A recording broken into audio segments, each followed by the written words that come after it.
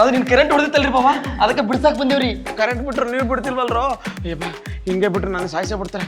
ನಾನೇನಾದ್ರೂ ಮುಂದೆ ಮಾಡಬೇಕು. ಸರಿ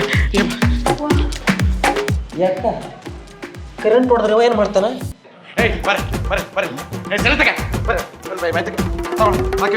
ಏಯ್ ನನಗೆ ನೀ ಕಟ್ಟೆ ಕಟ್ಟೆ ಬೇಗ ಎಲ್ಲ ಸಾಯಿಸೇ ಬಿಡ್ತಾರೆ. ಕೊಟ್ಟಿದೆ ಕಟ್ಟು.